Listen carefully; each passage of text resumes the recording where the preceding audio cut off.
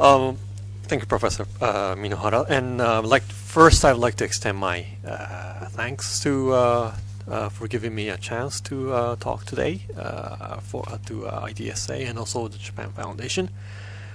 So the objective today of my presentation is how Japan's economic relations with India is unique,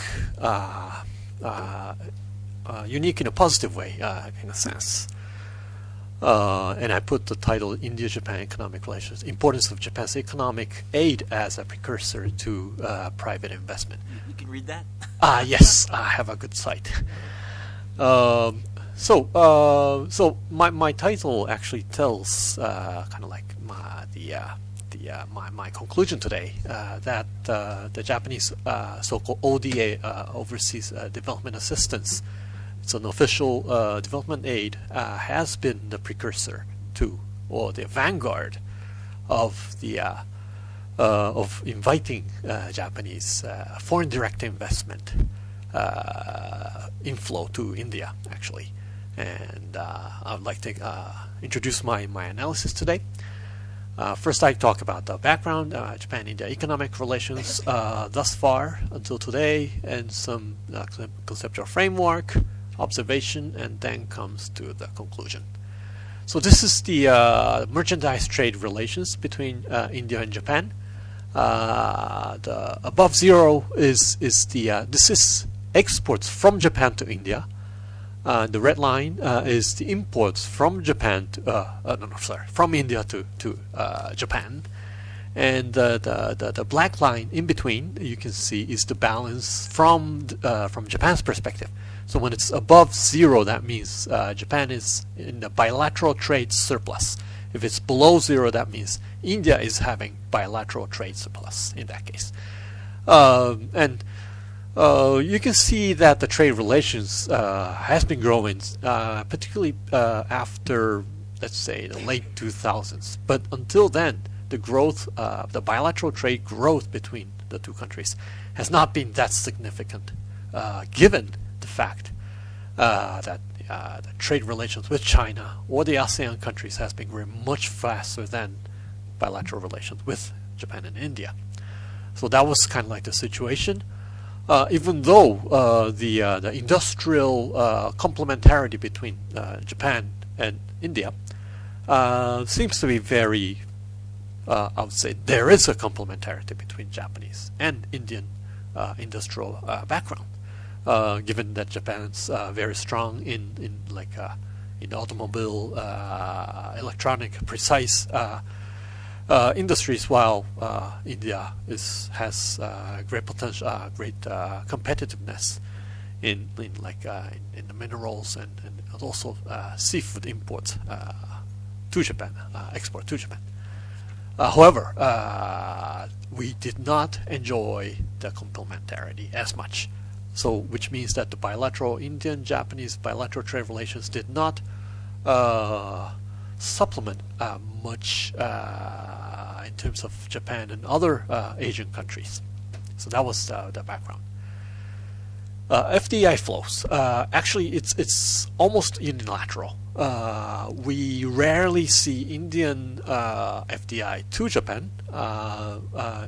At some point, we might see that in the future. We do see some Indian information technology related businesses in Japan. However, it's still minimal.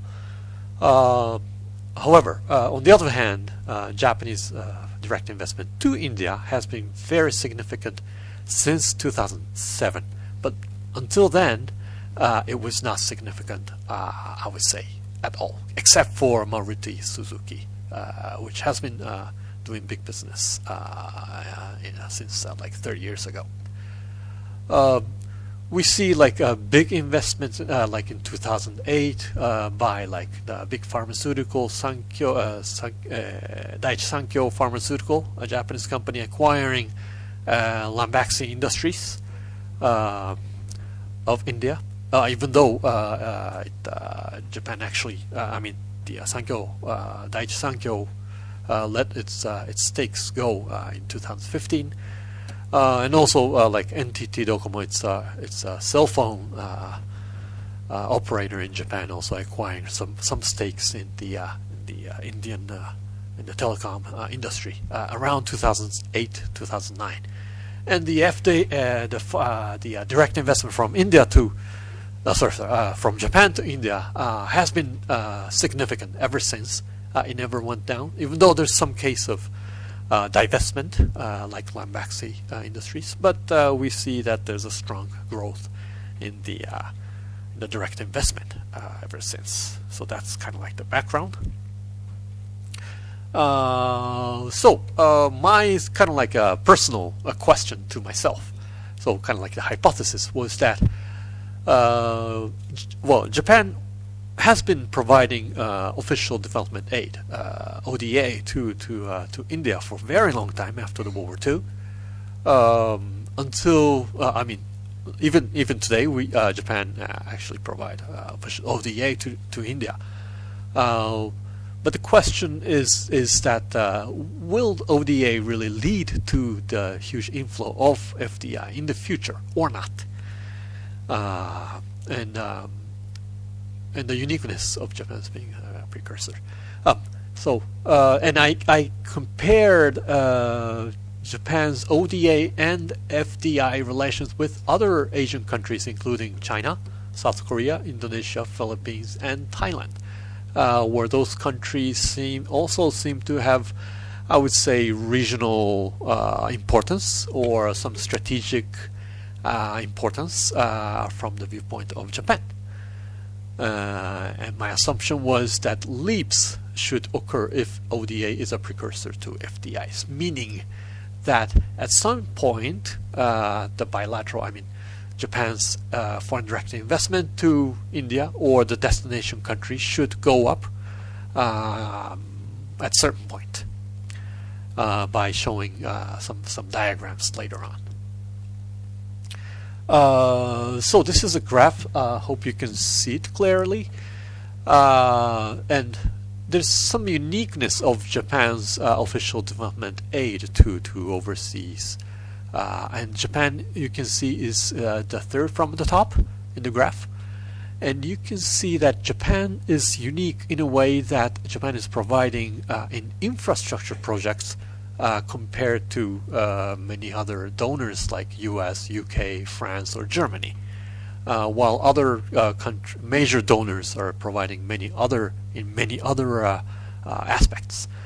Given the kind of like the uniqueness of Japan's ODA to the infrastructure projects, for example, like the Ambassador Hiramatsu proposed this morning, explained this morning about investment into to Delhi Metro or the bullet train between Ahmedabad and Mumbai, or the huge industrial corridor between Delhi to all the way to Mumbai.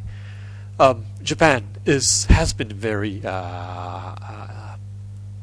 active in investing into providing aid to infrastructure projects, as you can see here. And because of that, there's a study in a recent study showing that other countries such as Germany, France, UK, and US do not show any significance in ODA, development aid, being a precursor to inviting FDI in the future. Sometimes they also see some negative relations because official development aid may become like a hollowing out effect to private investment in the future. However, for the case of Japan, the official development aid could lead to the future of FDI inflow. Partly because it's because of the infrastructure, and also Japanese companies in many cases follow the leader in a way, follow the government kind of like the assistance. Government will once government shows the attitude that, let's say, India is going to grow in the future, Japanese companies follow later, and that is also considered as one of the reasons. So the countries I compared this time are China, Thailand, Philippines, South Korea, Indonesia, and of course India. Sorry. So this is the scatter diagram. Sorry, it's very tiny. So the horizontal axis, I put official development aid from Japan to the destination country. The vertical axis, I put FDI, the foreign direct investment from Japan to the destination countries. And the assumption is that if ODA is a precursor, it leads to the inflow of FDI in the future, the cluster of those dots may go up, or at some point to the upper left in that case. So this way, upper left. And so the red circle is the case for India. We can see that the cluster after 2007, there was a leap from the center to the upper right, which means that ODA, Japan's official development aid, is still growing, but at the same time Japan's FDI is also growing. So that's why it's jumping to the upper right. While other countries, China, South Korea, Indonesia, and Thailand, we see that cluster has jumped to the upper left, which indicates that Japan's ODA has been gradually going down. Or for some cases, like South Korea, it's almost none. Japan still gives some technical assistance, but no more other bilateral loans or anything like that to South Korea. To Indonesia, it's gradually going down. The ODA is gradually going down, and we can see some leap in the 2011. And in Thailand, we also see a huge jump in the mid 2000s in the FDI. However, for the case of the Philippines, it also probably because of the domestic development issues in the Philippines, as well as the safety issues in the Philippines, we cannot observe the leap in the FDI. So the cluster is moving to the right, which means that ODA is growing while the FDI is still not growing. Well, these are sorry, too many words. Anyway, so my conclusion to conclude this the presentation is that the key to development Japan-India economic relations is that India is playing a very important part of India. If India needs to invite stronger inward direct investment, that means that India needs to play a part of the global product supply chains, which, for example, like for the case of Suzuki, we already see that. Like in Gujarat, there's a huge manufacturing base of Suzuki, and now it's not producing just for domestic market, but also re-exporting to Africa and so on. So by being like in the global supply chain, that also brings further direct investment. Maybe not only from Japan, but also from other countries as well. So I would say the bilateral economic relations is very optimistic, and also as we can see that the cluster is jumping to the upper right. Japan's official development is still growing when we see like the fast bullet train running between the major cities. We see some constraints and like future risks or many other things. For example, like we don't see it's still unilateral. It's not bilateral yet. And like in the previous session, the presenters discussed that there's not enough relations in terms of people going back and forth. That's not strong enough. And also Japanese companies, they are not used to taking risks. They don't take action until they are certain that they can be successful in markets like in India. That's why maybe Chinese and Korean companies are coming much earlier than Japan. But now they are sure that India is the future, has the future. So I'm still very optimistic about this market, and I would like to conclude. Thank you very much. Is playing a very important part of, India. If India needs to invite stronger inward direct investment, that means that India needs to play a part of the global product supply chains, which, for example, like for the case of Suzuki, we already see that. Like in Gujarat, there's a huge manufacturing base of Suzuki, and now it's not producing just for domestic market, but also re-exporting to Africa and so on.